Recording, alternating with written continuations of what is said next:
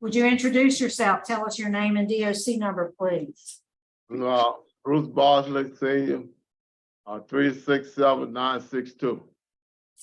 And you have counsel. Counsel, would you introduce yourself, please? Good afternoon, Ms. Renatza. Jane Hogan on behalf of Bruce Bosley, and with the committee's approval, I'll make a closing argument at the end of the hearing. Okay, thank you. Let me, before we get started, I want to acknowledge the folks who have an interest in participating today. We have, let's see, we have some folks there at Angola. Yeah, I have Talita Hayes, who is, I believe, on Zoom. Casma Brooks, family member, O'Neill Bosley, Ella McGinnis, and O'Neill will be speaking on Mr. Bosley's behalf. Russell Thomas, Dalphony Fair, Charlene Bosley, who is also speaking. Reverend Vernon Matthews, Isaac Bosley, Dennis Bosley, Bruce Bosley Jr., and Latoya Bosley. In opposition, here with us, we have David Whitley. We have Crystal Martin, who will be speaking. Rokisha Walker, Didrew Martin, who's here in Baton Rouge, Gary Skidmore, Carl Martin, and Patty Smith, all are here, along with Joyce Skidmore and Ashley Walker and Patty Smith. So at the appropriate time, we'll ask those who've indicated they'd like to speak, we'll ask them to do so.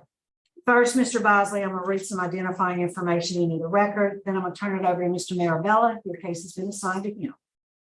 He'll take the lead on the interview. Mr. Bosley, you're here seeking a commutation of your sentence. You were sentenced in August 1996 in the 18th Judicial District, Iberville Parish, for a second-degree murder, and you're currently serving a life sentence. Is that correct? Correct. That's correct. Would you answer Mr. Marabella's questions, please? Thank you, Madam Chairman. Mr. Bosley, my name is Tony Marabella. Can you hear me okay? Yes, sir. Mr. Bosley, how old are you, sir? 62. And how long have you been in prison on these charges? 29 years. Mr. Bosley, how old were you at the time this crime was committed? 34. Let's talk a little bit about Bruce Bosley at 34 years old. How much education did you have at that time? 10th grade. I dropped out in 10th grade. Were you working? I was working off and on construction work. Okay. Was alcohol or drugs involved at all in this matter? No, there was no alcohol or drugs involved, but I was drinking. I had to drink. You were drinking heavily? I drank. I was drinking then. Were you drinking on that particular day? I had a drink. Well, let's talk a little bit about when you first started drinking. How old were you when you first started drinking alcohol? Well, I was around 19, my early 20s. What did you drink? Mostly beer then. Then I started drinking a little wine later. And what did you progress to? What were you drinking when you were 34 years old? Well, I was drinking beer and wine. What were you drinking on this particular day or night? Well, the day before that, I had a drink. I was drinking some whiskey the day before that. And how much whiskey did you drink? I had a little half a pint. Half a pint. A little half a pint. Tell me about your relationship with Miss Carlene Martin. And she was my girlfriend. We had 2 kids, and she used to come live by my house sometime. You know, she come and go. We wouldn't really live together all the time. How long had y'all been together? We have been together for like off and on for like maybe 8, 9, 10 years, something like that. And you had 2 children with her? Yes, sir. How old were your children then? 2 and 3. And where were they living? Well, right then it was in foster care. And both of those children were in foster care. Yeah, they was in foster home at the time. Why were they in foster care? Well, they was living with their mom and she was leaving them alone at night and aunties had them taken away. And did you try to get those children? Did you try to take the children? No, I wouldn't. I didn't try to get them at the time. No, because I didn't, like I said, we was off and on. Well, they were your children, right? Yeah, they're right. They're my kids. Why didn't you try to take the children when they took them away from her? Is it Well, because of alcohol? Is it because of drugs, alcohol? I mean, did you feel like you were unfit? Oh, I didn't feel like I was ready for, to take care of kids at the time because I was living alone by myself, and So the you, kids was taken. I really didn't know they was gone until she told me they was gone, now, this particular night, which I think was October the 3rd of 1994, you said y'all lived off and on together. How long had she been at your place that night? That was two nights. Okay, so tell me what happened. Tell me exactly what you remember and tell me exactly what happened. Well, I picked up and I brought it to my Where did house. you pick her up? I picked up a friend's house, a cousin's house, and I brought it to my house because she had And why did you pick her up and bring her to your house? right. And Why? I brought it to my house that night. I noticed she was sick. No, no. Slow down. Let's stop. Okay. 2 nights before she died, you went and picked her up from somewhere. Why did you go pick her up from somewhere? Because she had been missing. Sisters told me she hadn't been home and they didn't know where she was at. So I went looking for her to bring her home. From My house. the night you went to look for her, 2 days before she died, when was the last time y'all were together? When was the last time she spent the night with you or stayed with you? It had to be about a couple of weeks for sure. It was a couple of weeks. And so who called you and told you she was missing? But I was looking for her. I was calling out how I was looking for her. And Why were you looking for her? because I loved her. And I wanted to be with her. Okay, and so what did you find out about where she was? How did you find out where she was? Well, I knew some people houses that she'd be hanging around, and I just was passing. And Yeah, well, whose house did you find her at? It's my brother's wife people. My brother's wife, like his family, it's a family house, like a big family house. They call it lady grandma. And a lot of people hang around. And so And that's what I found out. so how did you go and get her? I mean, had you I talked? was riding with somebody. Wait, I'm sorry, what? I was riding with a friend. And we went by. I was looking for her. He took me by there, and I talked her to end up coming with me. So you found her at a certain house, some friend's house, some friend was with you. You went in and you talked her into coming with you. Yes, sir. Have to force her to come with you? Did she say, okay, sure, yeah, I'll come with you? No. How did that take place? Well, when I went in there, she was like shocked to see me or whatever, and I explained to her that, she couldn't be in this house, in this area, in this environment, because she couldn't get her children back. They had told her she couldn't get her children back if she was in that kind of environment. So I talked to her. We went on outside the house and talked, and she agreed to come with me to my house. Yeah. And then what happened when you got to your house? When I got to my house, I realized that she was sick. And Now, this was 2 days before she actually died? that was like a day. Okay, so what happened? Yeah, when I realized she was sick and she was throwing up and stuff, and I got her some medicine. And I asked if she wanted me to call somebody for her. She said she was going to be all right. And during the night, that night, I woke up for covers and she didn't respond. She wasn't responding. Okay, well, let's back up a little bit. Now, Oh, sir. when did you drink a half a pint of whiskey? That was when I went got her the medicine. When I went got the medicine, I got a half a pint of whiskey. I sipped on it. Okay, so went and got medicine and whiskey, and you Right. came back and drank a half a pint of whiskey. I didn't drink the whole half a pint like out of way. I'm sorry? I didn't just drink it like straight down. Well, I hear you, I understand, but you ended up drinking a half a pint of whiskey. So what happened? Well, during the night, it was about 10 o'clock at night, you know, I asked how she was doing. She said, I'll be all right. I'm going home in the morning. But during that night, like 3 o'clock in the morning, she wasn't responding. I was trying to pull a code. She wasn't responding. So I called 911. And from there on, they got that. It said she had been dead. She was dead. And Now, let me ask you this, did y'all get in any kind of argument or any kind of fight or anything like that? no, sir. No, sir. We didn't get into nothing. Now, you actually went to trial, didn't you? I went to trial and I was found guilty of Okay. murder. It's my understanding that there was a witness that said she heard someone in that house screaming, a lady screaming. Now, did she not scream? Do you not remember that? That didn't happen, sir. That didn't happen. No, Now, sir. how much effect did the alcohol have on your memory?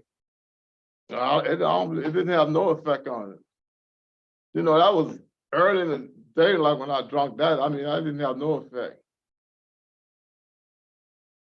Now, did you testify at your trial?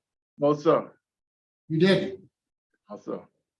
but a jury heard all the evidence Yes. and they found you guilty of murder. Yes, sir. And I accepted conviction. Let's talk a little bit about what you've done since you've been in prison. What kind of things have you done in prison? Tell me, what are some of the best programs that you think you've taken in prison and how they've helped you? Well, I've taken living bounds 1 and 2, and I've taken a alcohol anonymous, substance abuse, you might call it. Okay. Let's talk about the substance abuse programs. You've taken Alcoholics Anonymous. Now, do you go to AA meetings while you're in prison?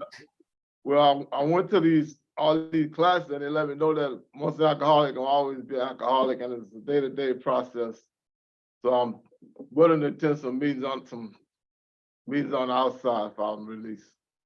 Yeah. We're going to continue on. Let me ask you this. Either before you came to prison or since you've been in prison and taken these courses and done this work on substance abuse, can we both agree that you're an alcoholic? Yeah, you can say I'm an alcoholic even though I haven't drunk in 30 years since I've been incarcerated. Okay, well, explain to me what an alcoholic is. What do you understand an alcoholic to be?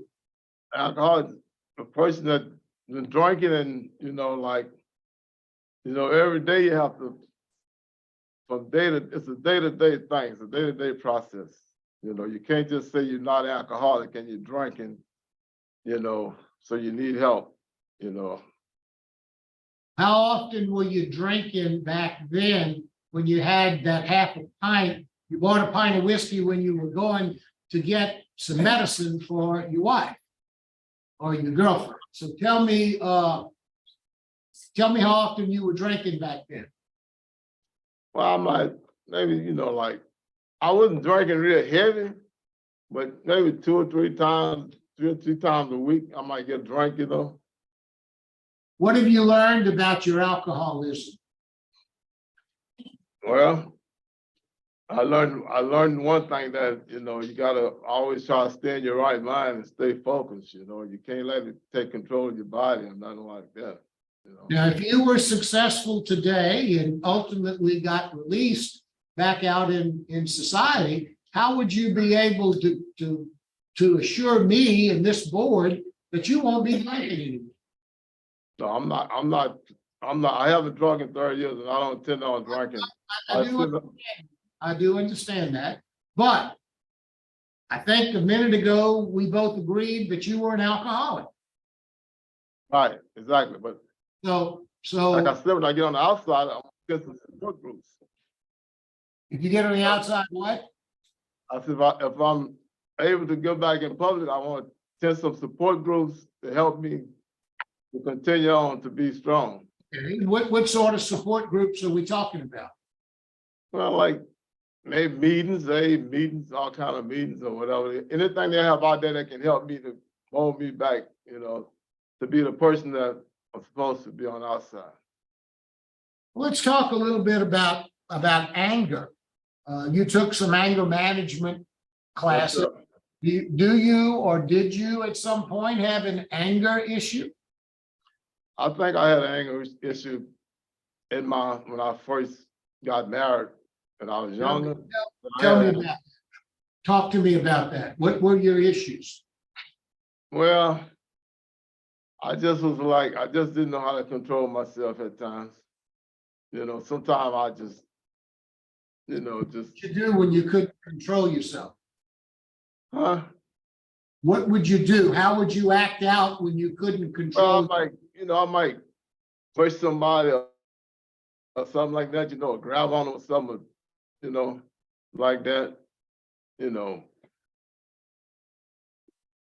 Did you ever grab a hold to or have any physical altercations with Carlene before this particular night? No, we had a little misunderstanding sometimes, but we never had no physical altercation. Well, tell me a little bit about some of when you say misunderstanding, what are you talking about that? You got into arguments? Did you get angry with her in the past? Well, sometimes, just like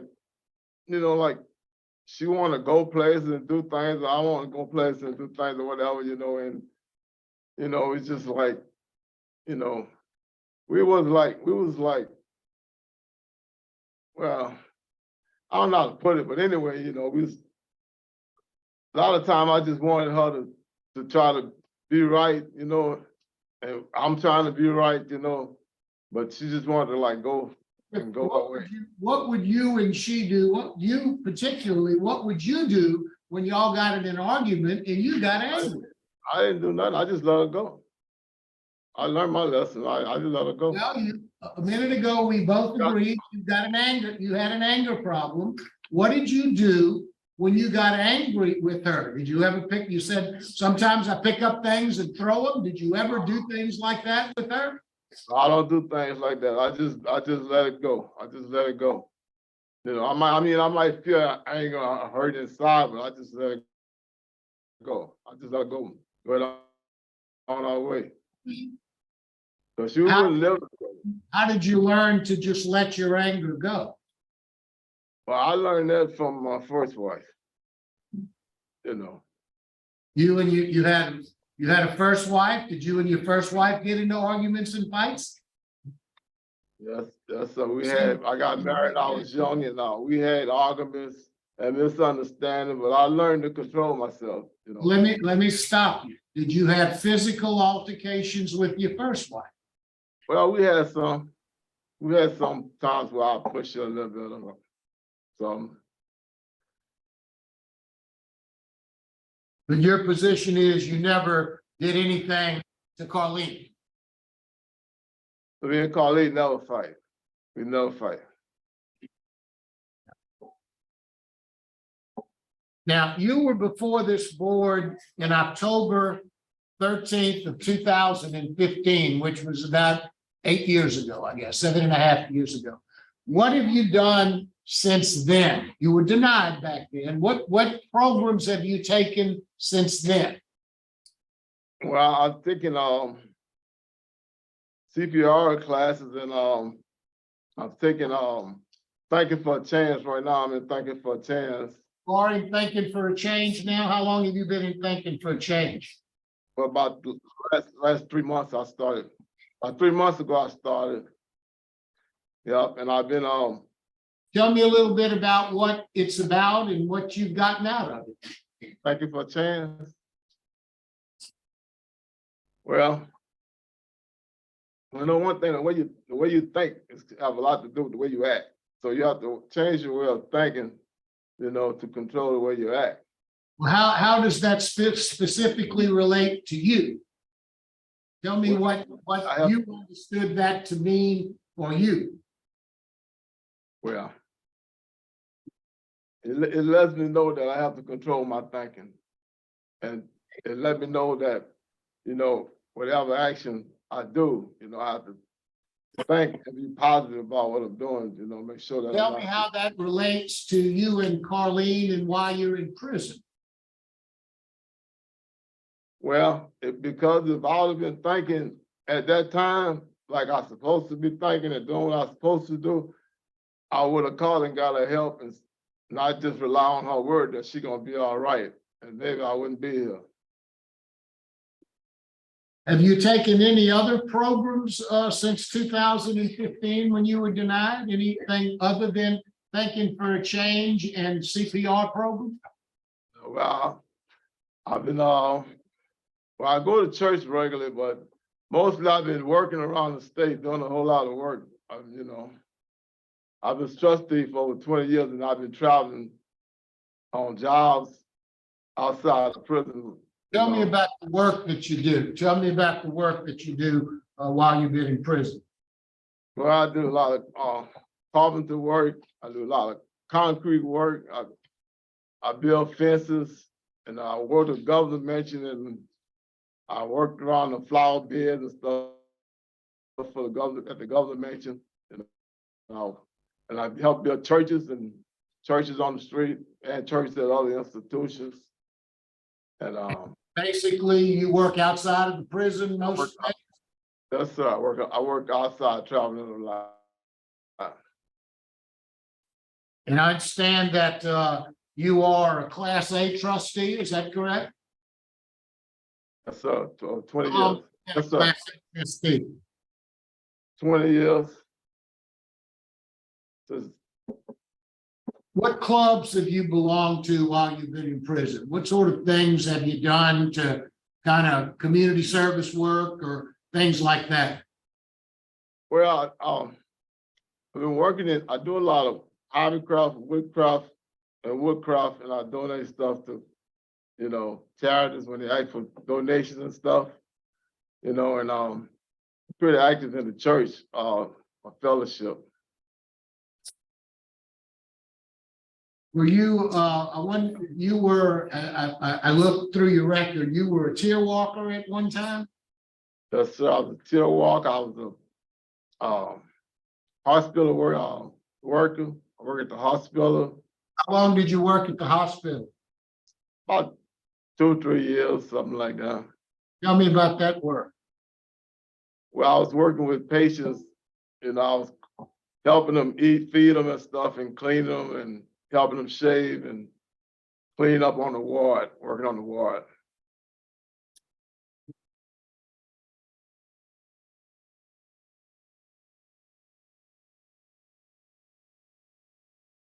Tell me if you were to get out, where would you live and what kind of work would you do? Well, I would live in Port Allen with my wife on Gladiator Street, and I have a job for performance contractors doing contract construction work.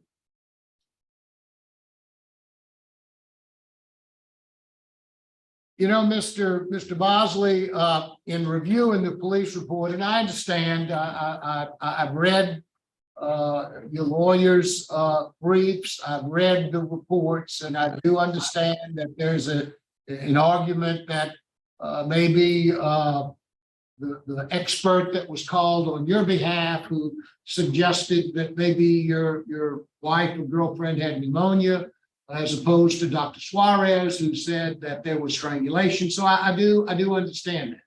But it's also my understanding that there was evidence in the record that you were abusive in the past to Miss Martin. and you say that's not true.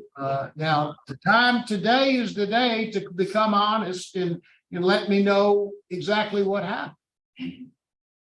Well, I know it was abusive to Ms. Martin. You know, I had abusive problem with my first wife, you know. Okay, so that's not true. But that's just statement somebody made some complaints, but I know it was charged and arrested or nothing for Ms. Martin. I'm not asking you if you were arrested or convicted. I'm asking you if you ever had any fights with her where it got physical. And you said no earlier. And I never had no fights with her. Now, one time they said that it was Roman out saying I beat her and I beat her clothes out and all that, but that wasn't true. Her dress fell off her shoulder, but we wasn't fighting. Her dress was just oversized or whatever, it slipped off her shoulder. And people say we was fighting and this and that, but that wasn't true. But do you know where your children are now? Your two children? Sir? Your two children. You had two children with Ms. Yes, sir. Martin, Yes, sir. 2 and 3 years old at the time. Do you know where they are now? Well, it's supposed to be at the hearings. I don't know. One of them might be at work. I don't know. My daughter was supposed to be here. Do you have any relation with them or relationship with them? Have you talked to them? Yeah, they visited yesterday. I had a visit with my daughter, and I talk to them all the time. Warden, what can you tell us about Mr. Bosley? I can tell you that he is a Class A trustee, and he also was on outside work detail for many years. He was working with the on the LCIW crew when they renovated the Jetson facility for the women to come in. He also had worked at the governor's mansion. He only had a total of 14 DB reports, with his last one being in 2009. It was a routine for fighting. And he does have his GED. He got that in 1999. Mr. Bosley, let's go back to one other issue that I'm looking at my notes here. And my notes reflect that in either from you or somewhere in your report that you smoked marijuana and started smoking marijuana at the age of 17, and you have not had weed since 1995, and you started using cocaine at 19, and you hadn't used cocaine since 1993. Now, a minute ago, when I asked you about drugs and alcohol, you said alcohol, but no real issue with drugs. Now, did you use cocaine? I have used cocaine in the past. And how often were you using cocaine? Well, I was on the weekend because my job, I was working through the week. I mostly do it sometime on the weekend. And how long did you do that? Well, since my wife, maybe about, I can't really say for sure, but probably about 7, 8 years, something like that. Well, my notes reflect that you quit. You said, I haven't used cocaine since 1993. This happened in 1994. So, I mean, No, I wasn't on no drugs at this time. well, I'm not talking about specifically that day, but up until a year before that, you were using cocaine? That's how it was off and on. Did you ever go any kind of treatment on the outside? No, sir.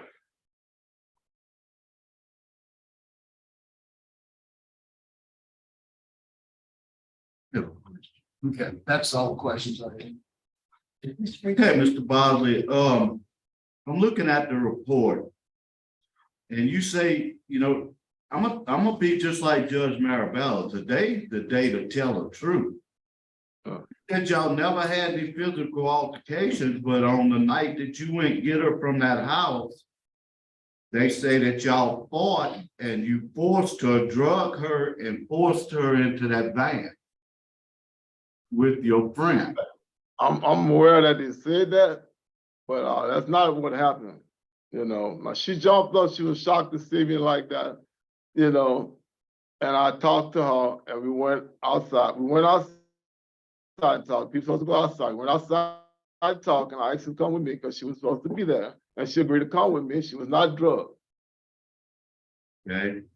And the other question is, did you take a polygraph? I know it's not admissible, but you did take one, correct? I did take a polygraph. And it showed deception, but you still say that you didn't fight with her and you didn't strangle her, correct? I accept the charge and the conviction because, you know, she was in my care and I didn't get her help. So I accept the conviction. All right, thank you. Let me just, I just need a clarification, Mr. Bosley. You mentioned that you have contact with your children. Do you have contact with the children that you shared with Miss Carlene Martin? Yes, ma'am, I know one of them talking about it. They Okay. visited me yesterday. You maintain regular contact, and what is their names? There's two children, right? Angelica, yes, Angelica Jordan and Keith Jordan. Okay, all right, thank you. We'll hear from the folks who are here in support. We have Charlene. Is she on? Go ahead, ma'am. Just introduce yourself, tell us your relationship, and what do you want us to know? My name is Charlene Bosley. I'm the wife of Bruce Bosley. And I'm just here today to just say that we've been married for 12 years. I've been knowing him for 16 years. And during this, all of this time, you know, I have witnessed this different person from what, you know, I have always, you know, I don't really know how I want to say this. But anyway, he just let you know he has a good heart. He's a hard worker. He loves his family. He loves people in general. Do anything that he can for him. And I'm just here to just let you all know that I'm here to support him in any kind of way. If he be released, I would be there for him, to support him, go to counseling with him, whatever, you know, it needs to be did to help him go through a transition and getting back into the outside world. And that's it. Just thank you. All right, well, thank you. We appreciate your input. And let's see, O'Neill Bosley. O'Neill Bosley, you want to speak? Oh, yeah, I didn't. You're on Zoom, huh? Hi, Ms. Hogan, do we expect him? Hello, Okay, there we go. Go ahead, sir. What would you like us to know? my Okay. name is O'Neill Bosley Jr. Bruce is my uncle.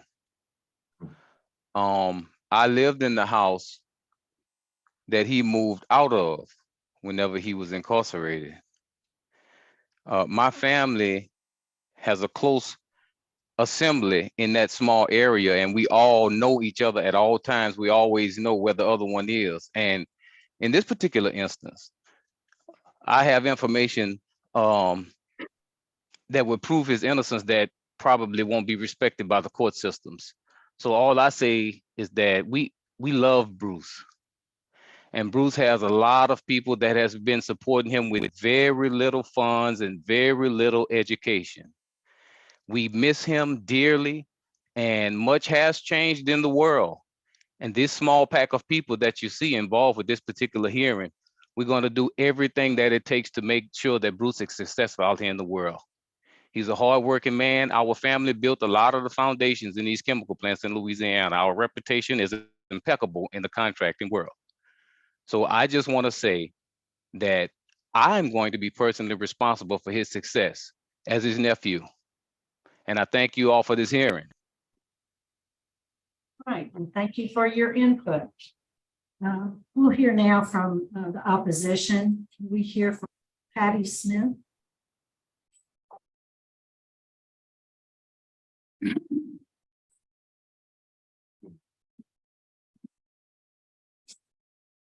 So let me ask you to speak a little louder because we're recording. If you can speak a little louder. Good afternoon. My name is Patty. I'm now the oldest sister of Commute. I would like to begin by telling you a little bit about Commute. She was a baby of 11 children, even younger than her twin brother Carl. Her life began with a struggle, spending almost 2 months in the hospital due to a lung abnormality. I was 14 years old at the time, and my mom described it as a breathing problem. My mom also was told by the doctor that Carlene would more than likely not survive after her 8th year. But if she did, we would be out of the world.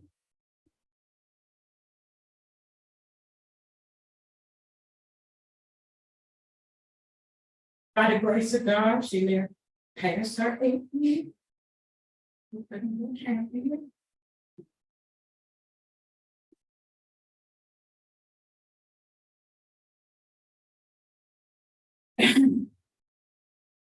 I was taught how to take care of my delicates. I was called delicate baby girl. What you want? What you should take care. Carlene was like my baby.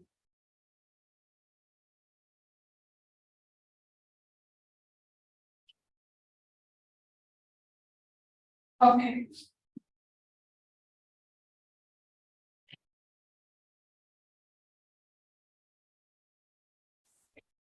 Carlene became a healthy young girl, a teenager, a mother. She had 3 children, 5. Crystal, who is 5. She looks so much like her mom, always calling her by her mom's name. Crystal was 5 years old. Peter wasn't but 2. And Angelica, 1. Dad.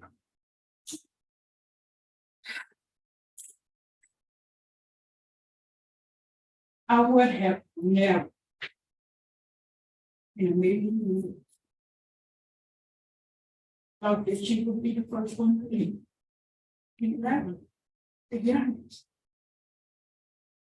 Until he came along. I had seen her in the presence of him with her neck blue, black blue, while my mother was in the hospital dying.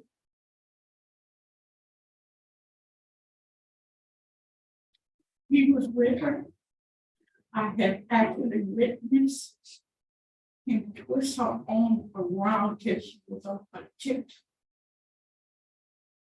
And I had to ask him to leave. She was at my mother's visit.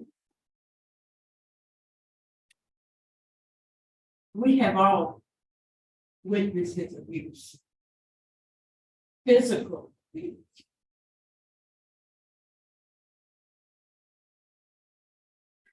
My sister sometimes being held hostage in a house. My older sister who's not here now, she's passed away. She was padlocked in from the outside. And the windows were boarded up. She said she took sticks and bricks and everything she could to pull the windows loose to get her out of there. Ms. Smith, But she I hate wasn't to able to. interrupt you, Ms. Smith, but We're on a time limit, so can you wrap up your Okay, statement for sure. us? Sure, I'm sorry.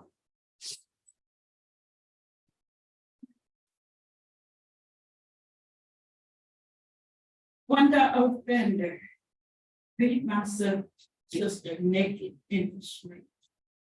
Yeah. His sister came. My mom's house. And told us to go get her. His sister. drove to the house. That baby boy was 2 days old. When he beat her in the morning rain. In the middle of the street. And she didn't have a pull down dress. She was naked. Completely naked.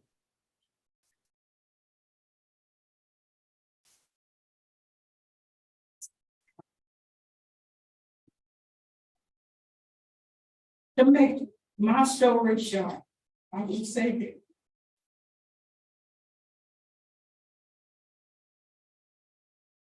He forcibly removed her from the house where he later on killed her.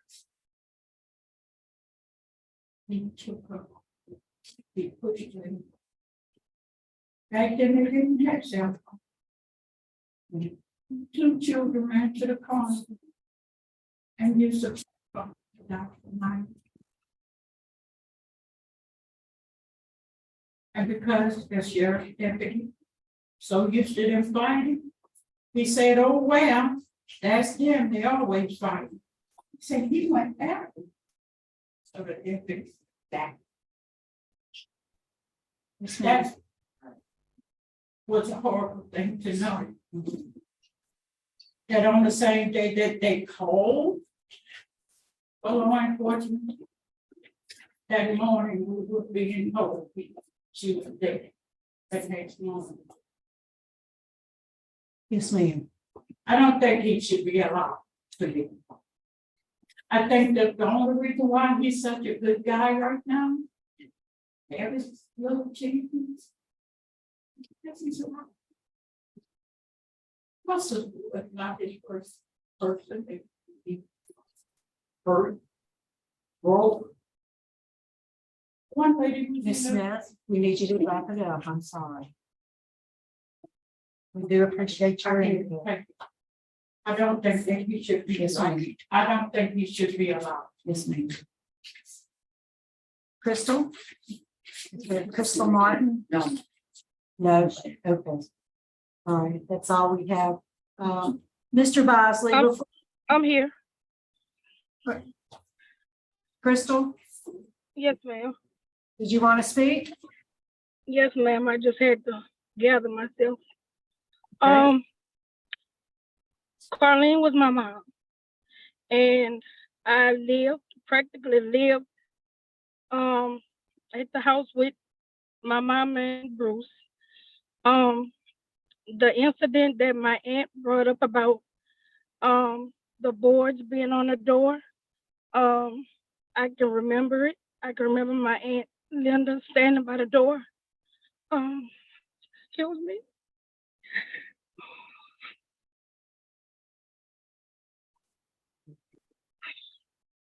I can remember my aunt Linda by the window trying to figure out a way to get the boards out because she told him that her exact words was, if she didn't leave him, if she can stay there and let him do whatever he wanted to her, but her children deserve more. And she said if she didn't want to leave, for her to figure out a way for her to get me out of there.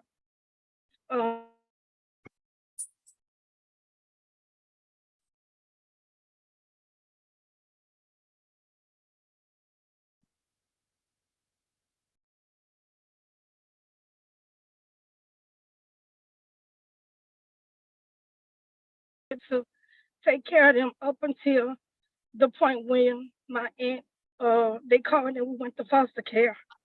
The last hearing in October, I was only 28 years old and still hadn't had the full understanding of what happened to my mom. My family, I guess, was trying to protect me and protect my feelings. and wanted me to remember her as she was. So after that hearing, I went to the coroner's office and received a copy of the autopsy, and I read it for myself, along with a registered nurse that worked at my job. She described every detail to me, down from the top of her head to the bottom of her feet. Like, she described everything, which is a visual that I wish I would have never seen because I didn't want to know it. And through all of this, like, all I wanted was I'm sorry. Even like I'm sorry. Sorry not gonna bring her back. Sorry not gonna give me, my children, my sisters, and my brothers, none of my family, nothing. But a sorry would I'm sorry goes a long way. I had to take counseling after that autopsy because I was angry to the point where I had to force myself to be a mom to my children. Still to this day, I often question, am I parenting right? Am I being a mom? Because I didn't have a mom to raise me, for me to look up to show right from wrong. So I try my best every day to be a mom to my children. I just want to let Bruce know that I forgive you, not for you, but for me and my healing. And it's just like this. It's just a wound that I'm tired of having to open up. It's like every time I feel like it's closing, then I have to come back to it again. I'm finally grieving. I grieve for my sisters and my brother because they lost both parents. Like, my mom is in the graveyard. They dad in jail. Like, they don't have a parent. So they won't ever experience like physical love on the outside world from their parent. Like, it's hard, and I'm just like, whatever decision y'all make, I'm fine with it. I'm ready for it to be over. Like, I'm just tired of dealing with it, whether he here or not. It's not gonna bring my mama back, and it's not gonna change nothing. Yes, ma'am, Miss Martin, we do appreciate you sharing that with us. I know that took a lot of courage. All right, before we turn it over to Ms. Hogan, Mr. Bosley, is there something you'd like to say?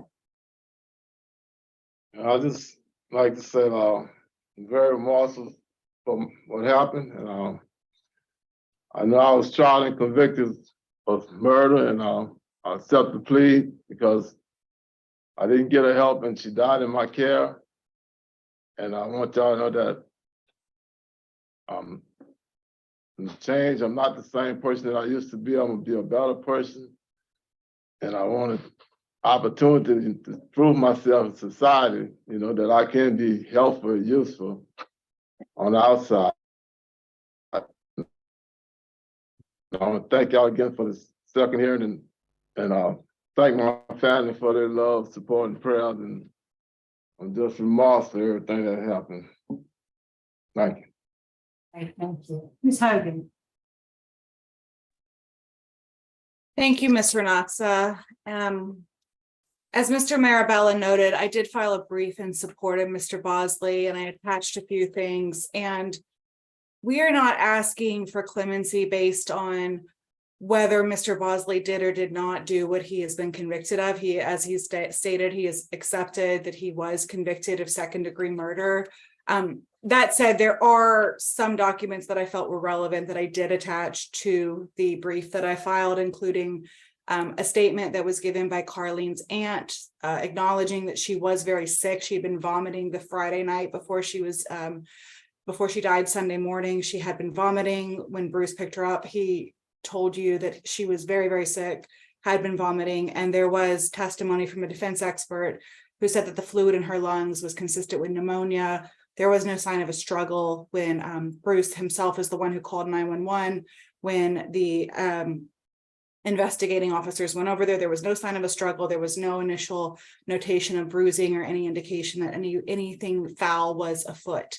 But we're not asking for clemency based on Bruce's innocence. What we're asking this board to consider his 29 years of service to the institution his extremely hard work. He's poured concrete for all of the parking lots at Angola, as the warden testified to. He has been to the women's prison. He's been to the governor's mansion. He has never shied away from hard work in 29 years. The 14 write-ups he had, 12 of those were in the first 5 years of his incarceration. And of those 14 write-ups, he's never been sent to lockdown. He's always been in population. He is a first offender. There is no indication, there's no prior conviction of any sort with regards to any kind of domestic incidents with Carlene. As he told you, he did acknowledge that he was at times physical with his first wife, Sandra, but he has told you his truth, and he is a low risk of recidivism. The jobs that he's held there, tier walker, healthcare orderly, 15 years on the paint and maintenance crew, it indicates a high level of trust. It indicates that he is somebody who could be an asset to society, who is not a danger to the public.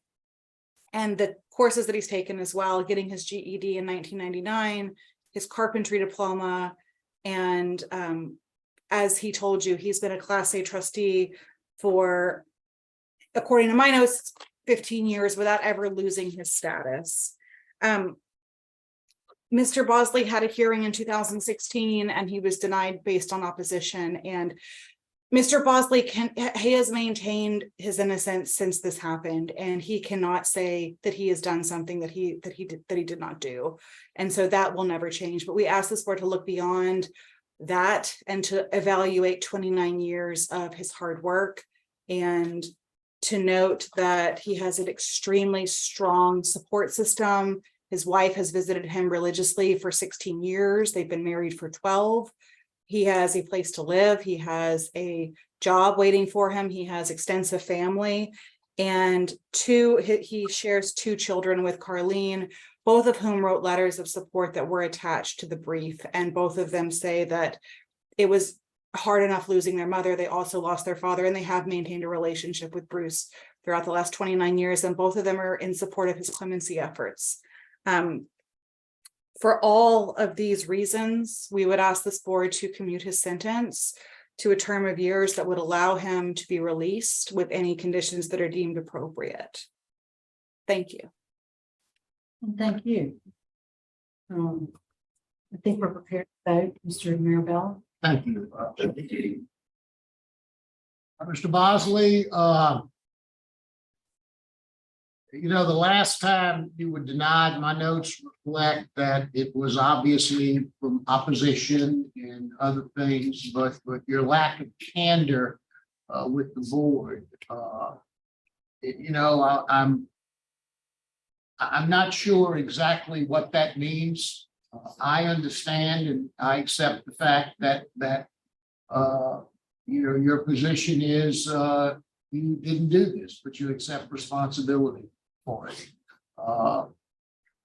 The jury nevertheless found you guilty in spite of what the expert said. On the one hand, it appears that according to what you said, they used some bad acts evidence against you, other types of crimes or acts such as this.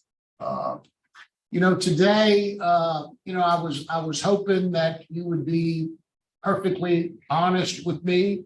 I don't know that you were. I don't know that you weren't, because you know, I had to go back and talk to you about the cocaine and the marijuana because you initially said it was just alcohol. You did tell me how you anticipated staying sober with AA meetings and the kinds of things that you needed to do. You do have a low risk. You've got a good prison record. You've taken some good courses. You obviously are a hard worker. You've got a trusted job. This is a tough case. This is a very difficult case. I hear the pain in the family of the victim here.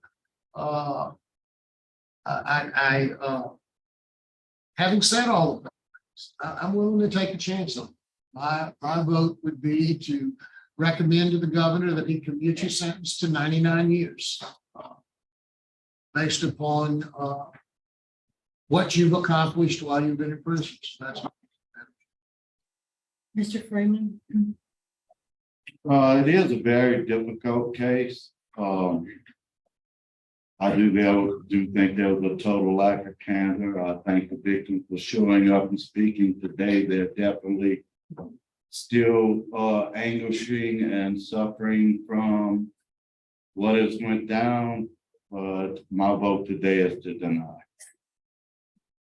Mrs. Jackson?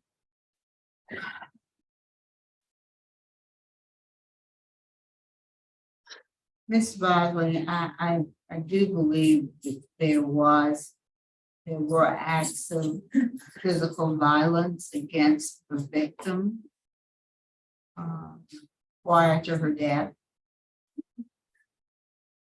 And while there might be some questions about, whether your actions caused her death, or whether, the expert called on your behalf was accurate, the fact remains that you were tried, the jury heard both experts and they rendered a decision. And for me, your inability to accept full accountability for your actions, and that would include the prior acts of domestic violence against the victim in this case, was important to me. So my vote today would be to deny based on strong victim opposition. And I think that you've taken some programs, but I think your primary focus has been on work and traveling around the state and working, and those are all good things. But I think sometimes we need to take a break from that and focus on what's going on with us and in us and inside of us. And so I think you need some more work in that area as far as programs are concerned. So my vote today would be to deny. So Mr. Bosley, that is, you've received one vote to commute your sentence, two to deny. Today you require a unanimous favorable vote for a favorable action. I am concerned too about maybe the lack of candor is the fact that you're not admitting to some of the other acts that happened in this relationship. So my vote today would also be to deny, and I encourage you to take Mrs. Jackson's recommendation. Today, your application's been denied, so if you'd like to